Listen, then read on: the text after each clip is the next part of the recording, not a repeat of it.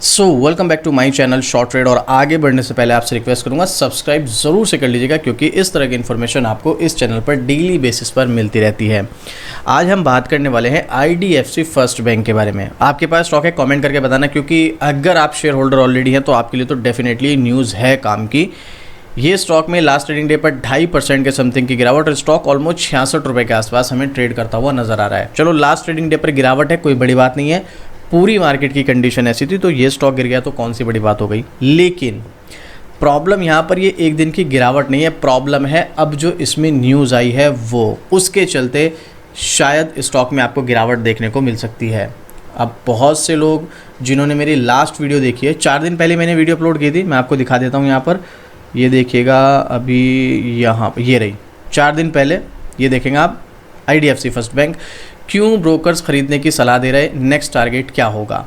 4 दिन पहले तो मैंने वीडियो बनाई जहाँ पर बहुत सारे ब्रोकर्स जो है इसमें बाय रेटिंग दे रहे हैं और स्टॉक में तेज़ी आने के चांसेस हैं। और अब मैं ही ये वीडियो बना रहा हूँ कि भाई अब स्टॉक में गिरावट होगी। चलो थोड़ा सा कन्फ्यूज़न को दूर करके क्लियर करते हैं आखिर होने क्या वाला है। तो रीज़न क्या है सबसे पहले गिरावट का वो जानते हैं, उसके बाद आगे कंटिन्यू करेंगे। तो ये देखिएगा, आप चाहें तो खुद भी सर्च करेंगे। एक्चुअल में इसका रिज़ल्ट आया है और रिज़ल्ट में इसका जो प्रॉफिट है वो 58% गिरा है।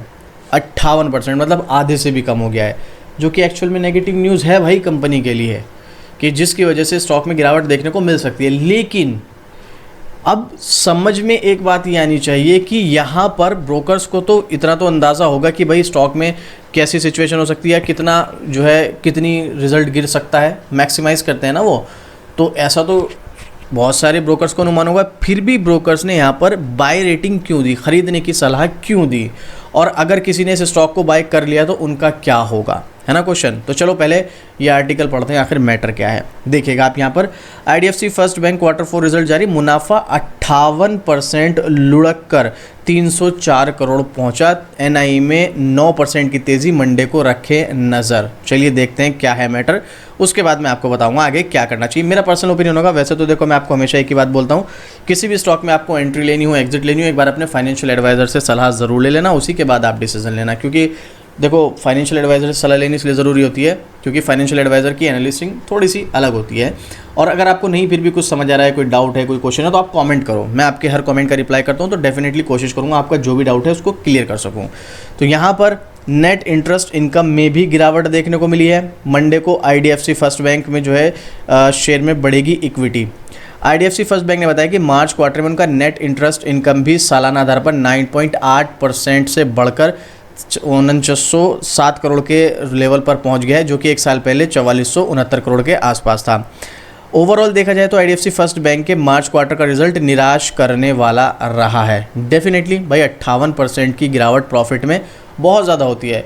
10%, 5% या चलो 15-20% भी गिरता है, ठीक है, चलता है। 58% बहुत ज़्यादा बैठता है। यानी आने वाले कारोबारी सत्र सोमवार को IDFC फर्स्ट बैंक के शेयरों के इन्वेस्टर्स की इक्विटी बढ़ सकती है। सीधी सी बात है, वॉल्यूम बढ़ेगा वहाँ पर, बहुत सारे यहाँ पर सेल्स आ सकती हैं कल।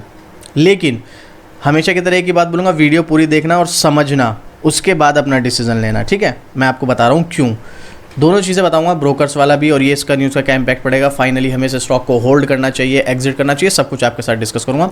IDFC फर्स्ट बैंक का कस्टमर डिपॉजिट मार्च क्वार्टर में सालाना आधार पर 25% से बढ़कर 2,42,543 करोड़ रुपए रहा। लेकिन रिपोर्ट लेवल पर रिपोर्ट हुआ, बैंक का मार्च क्वार्टर में रिटेल डिपॉजिटरी 26% की सालाना दर पर बढ़कर 1,91,268 रुपये के लेवल पर सपोर्ट हुआ।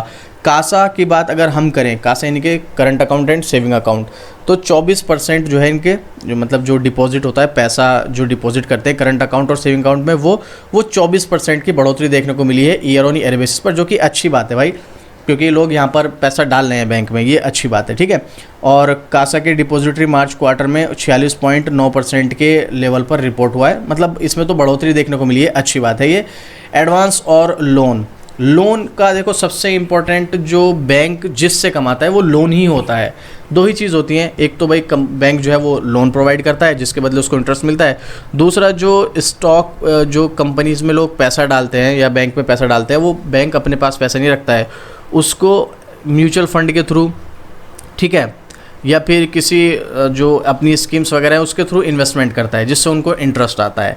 ये अलग अलग तरीके हैं। बैंकिंग का एक डिटेलिंग बनाऊंगा, बैंकिंग का बिजनेस मॉडल कैसे होता है इसके ऊपर मैं एक डिटेल वीडियो बनाऊंगा, और वो वीडियो मेरा दूसरा चैनल है ट्रेडर लकी, उस पर काम चल रहा है, मैं उस पर वीडियो अपलोड करने वाला हूँ। ठीक है, अभी फिलहाल मैं जेंसॉल के ऊपर एक डिटेल वीडियो बना रहा हूँ ट्रेडर लकी पर, तो मैं भी आपके साथ आगे शेयर करूँगा वो सब चीज़ें। तो यहाँ पर कुछ सारी चीज़ें ऐसी हैं, ये थोड़ी सी डिटेलिंग हो गई, कुछ लोगों को समझ नहीं आएगी, तो मैं मोटे मोटे तौर पे बता दूँ। कुछ चीज़ें अच्छी हुई हैं, जैसे भाई यहाँ पर लोन की अगर हम यहाँ पर बात करें तो लोन बुक इनकी बढ़ी है, अच्छी बात है भाई। जब लोन बुक बढ़ेगी तो उनको इंटरेस्ट ज़्यादा आएगा। करंट अकाउंट सेविंग अकाउंट की डिपॉजिटरी है वो ज़्यादा बढ़ी है, वो भी अच्छी बात है। बस थोड़ा सा नेट प्रॉफिट में हमें प्रॉब्लम देखने को मिली है, जिसकी वजह से थोड़ा सा स्टॉक के प्राइस पर डेफिनेटली आने वाले कुछ दिनों में, कुछ ट्रेडिंग डेज में इम्पैक्ट पड़ेगा और नेगेटिव इम्पैक्ट पड़ेगा, ये है प्रॉब्लम। चलो मैं आपको सीधा रिजल्ट दिखा देता हूँ उसका। तो यहाँ पर आप देख सकते हैं IDFC फर्स्ट बैंक 48,386 करोड़ का इसका मार्केट कैप है। थोड़ा सा मार्च क्वार्टर में आएंगे 2025 में 9,413 करोड़ का रेवेन्यू, जो कि 9,343 करोड़ का रेवेन्यू था लास्ट क्वार्टर में, थोड़ा सा बढ़ता हुआ हमें नजर आया है। इवन ईयर ऑन ईयर पर देखोगे तो यहाँ पर 8,220 करोड़ का रेवेन्यू था, जो बढ़कर 9,413 करोड़ हुआ है। तो यहाँ पर ईयर ऑन ईयर पर रेवेन्यू बढ़ा है, अच्छी बात है। अब जरा नेट प्रॉफिट देखो, यहाँ पर 732 करोड़ का नेट प्रॉफिट था। कितना? 732। रहा कितना है? सिर्फ 296 करोड़, 300 करोड़ से भी नीचे। एक्चुअल में बहुत बड़ा डिक्लाइन है ये, छोटा नहीं। चलो यहाँ पर ये है क्वार्टर ऑन क्वार्टर पर 340 करोड़ था, घटकर 296 करोड़ रहा। क्वार्टर ऑन क्वार्टर पर भी घटा है, लेकिन वो इतना ज़्यादा नहीं घटा है। बट ईयर ऑन ईयर पर भाई बहुत बड़ी डिप है, 732 करोड़ से सीधा 296 करोड़।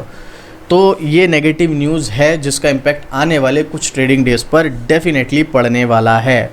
मैं किसी को डिमोटिवेट नहीं कर रहा हूँ, लेकिन ये होगा। ज़रा एक बार टेक्निकल देखो और आगे मैं आपको इसके बारे में अब समझना है यहाँ से पूरा गेम क्या है। देखो, सबसे पहली चीज़ मैंने आपके साथ लास्ट वीडियो में भी शेयर किया था, अगर आप इस लेवल पर स्विंग ट्रेड पर लेने का प्लान कर रहे हैं, आपको बिल्कुल भी नहीं लेना है। आप 4 दिन पहले वाली ये वीडियो जाकर देख लो, इसमें भी यही क्लियर बोला है मैंने। शॉर्ट टर्म स्विंग ट्रेड के लिए बिल्कुल क्लियर बोला है मैंने। आप ये वाली वीडियो देखोगे आपको क्लियर हो जाएगा, और अभी भी यही बोल रहा हूँ मैं। अब तो चलो इसमें नेगेटिव न्यूज़ है भी थोड़ी सी, उस टाइम तो कोई नेगेटिव न्यूज़ थी भी नहीं, सब कुछ पॉजिटिव था। मैंने फिर भी बोला था यहाँ पर कि इस लेवल पर स्विंग ट्रेड या शॉर्ट टर्म के लिए आप एंट्री मत लेना। चाहे तो आप वो वीडियो जाके देख सकते हैं, अभी भी चैनल पे पड़ी हुई है। तो फिर यहाँ पर जो जिनको नुकसान होगा ना, वो सिर्फ इस न्यूज़ का इम्पैक्ट उनको नुकसान होने वाला है जो शॉर्ट टर्म और स्विंग ट्रेड वाले हैं, क्योंकि स्टॉक में पहले से ही ये अपने रेसिस्टेंस लेवल पर है। एक तो पहले से ही रेसिस्टेंस लेवल पर है, दूसरी चीज़ स्टॉक में अब नेगेटिव न्यूज़ आ गई तो इसको एक और मौका मिल गया स्टॉक को नीचे की तरफ जाने का। अब ये स्टॉक 60 रुपये 50 रुपये तक भी आ सकता है। मतलब मैं ये नहीं कह रहा हूँ आएगा ही आएगा, लेकिन आ सकता है, ये है नेगेटिव पॉइंट। लेकिन सिर्फ नुकसान उनको होगा जो शॉर्ट टर्म या स्विंग ट्रेड के लिए बाय किए हैं। अब रही बात उनकी कि हमने शॉर्ट टर्म के लिए तो बाय नहीं किया, हमने तो लॉन्ग टर्म के लिए बाय किया है, लेकिन हमने बाय किया है यहाँ पर 68 रुपये के लेवल पर, ऑलमोस्ट 70 रुपये के लेवल पर। अब ये स्टॉक जाएगा 50 रुपये तक, तो लॉस तो उनको भी होगा जिन्होंने लॉन्ग टर्म के लिए बाय किया है। देखो भाई, जिन लोगों ने लॉन्ग टर्म के लिए बाय किया है और वो लॉस में चले भी जाते हैं, तो मैं उनको यही कहूँगा कि नीचे आने के बाद आप अगर आता है तो, बाकी हम इसके ऊपर वीडियोस में बनाता रहूँगा जब भी मौका बनेगा कि इसमें ट्रेंड चेंज हो रहा है या नहीं हो रहा है। जब नीचे आएगा आप इसमें एवरेज कर लेना।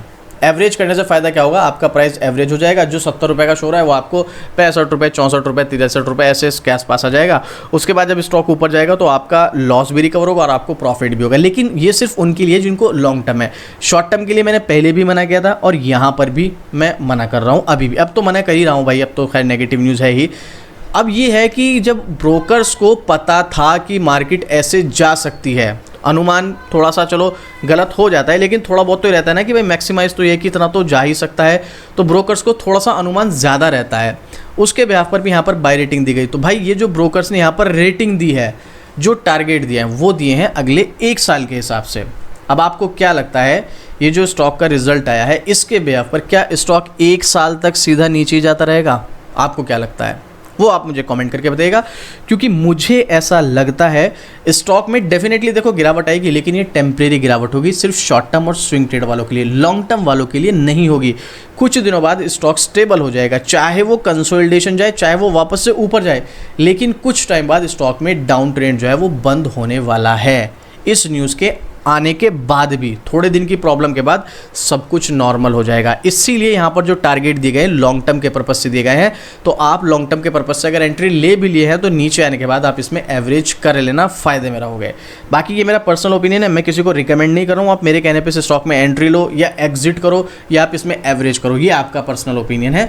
आपको एक बार अपने फाइनेंशियल एडवाइजर से सलाह लेनी है, उसी के बाद डिसीजन लेना है, ठीक है। तो यहाँ पर मैं आपको क्लियर हो चुका है ना स्विंग ट्रेड शॉर्ट टर्म वाले। अब आप देख लो, अगर आपने स्विंग ट्रेड के लिए बाय किया है, आप इसमें होल्ड करना चाहते हो, लॉन्ग टर्म में पोजीशन को कन्वर्ट करना चाहते हो, या नीचे आने के बाद एवरेज करोगे या एग्जिट करना चाहते हो, अब वो आप देख लो। मैं तो आपको बता चुका हूँ, सिर्फ शॉर्ट टर्म या स्विंग ट्रेड वालों के लिए प्रॉब्लम है, लॉन्ग टर्म वालों के लिए नहीं है। और वो मैंने 4 दिन पहले वाली वीडियो में बताया था, क्योंकि ये अपने रेसिस्टेंस लेवल पर स्टॉक ऑलरेडी चल रहा था। आप चाहे तो एक बार ये वाली वीडियो जाकर जरूर देख लेना, आपको क्लियर हो जाएगा। अब आपके पास ये स्टॉक है, आपका कोई क्वेश्चन है, कोई डाउट है, कोई ओपिनियन है, या इस स्टॉक के बारे में अपना कोई ओपिनियन शेयर करना चाहते हैं, कमेंट करके जरूर से बताइएगा, आपको डेफिनेटली रिप्लाई मिलेगा। और इस तरह की अपडेट आपको डेली बेसिस पर भाई शॉर्ट ट्रेड पर मिलती रहती है, तो शॉर्ट ट्रेड को भी सब्सक्राइब जरूर से कर लेना। तो चलिए मिलते हैं फिर से इसी तरीके एक और ज़बरदस्त जानकारी के साथ। जय हिंद।